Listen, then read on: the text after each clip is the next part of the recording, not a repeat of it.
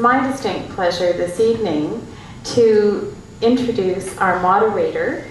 And you may have heard of Helesia Luke. She is a very well-known activist and a founding member of the BC Society for Public Education.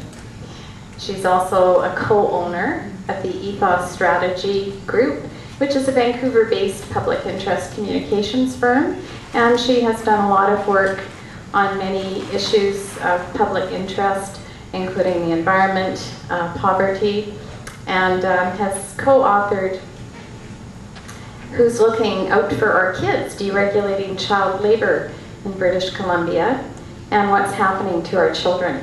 I'll look at child work-related injury claims in BC over the past 10 years. So certainly a very hard-working researcher into these issues. She is also serving a third term on the board of the CCEC Credit Union, and also serves on the board of Megaphone, which is a Vancouver street paper. Helesia Luke also received the commemorative medal for the Golden Jubilee of Her Majesty Queen Elizabeth II for community service in 2002. And she is still actively working in her own community in Vancouver. And we would like to give her a very warm welcome to Langley this evening.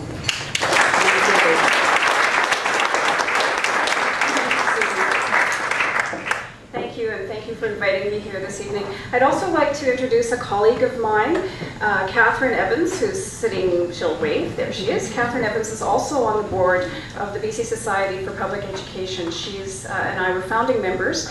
We met actually in public education advocacy in 2000 and I guess it was 2001, 2002, during that first round of very bad cuts.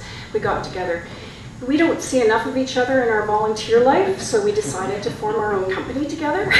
So we see each other all day long as well. And as you mentioned, those are the kinds of issues that we work on. Just, you're not here to hear from me, and I would like to hear from you. I just wanted to share with you that my road into public education advocacy is a lot like most parents, I think. I have a 25-year-old, a 24-year-old, and a 14-year-old.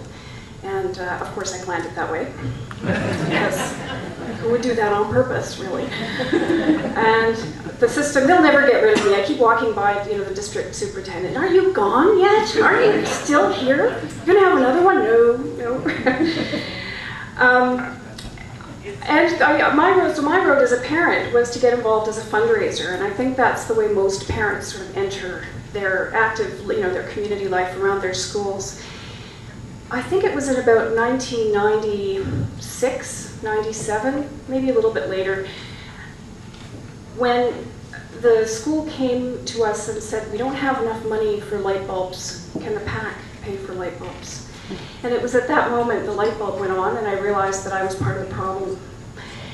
I had been to a lot of workshops for DPAC, Vancouver DPAC, in fundraising, and I don't do those workshops anymore because I decided that that was a part of the problem.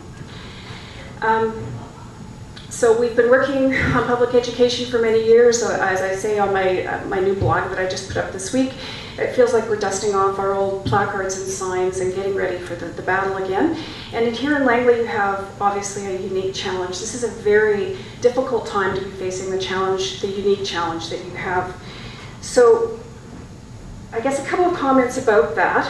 Our society, BC Society for Public Education, we're trying to be involved in issues across the province.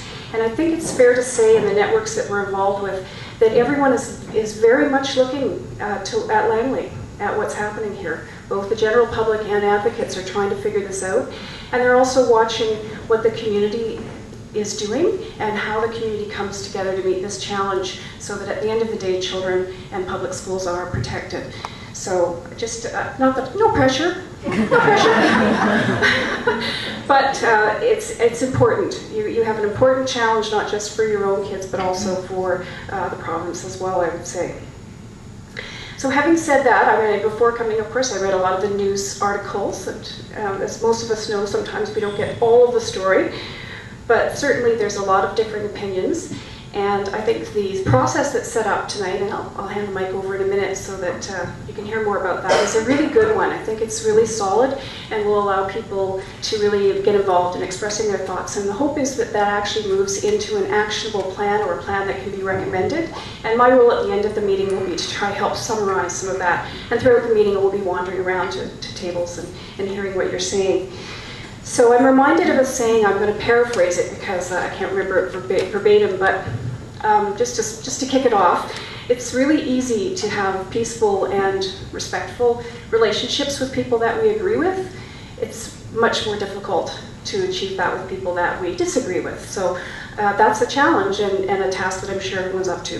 I really look forward to what happens throughout this meeting and hope that I can be helpful in advancing solutions here. Thank you very much.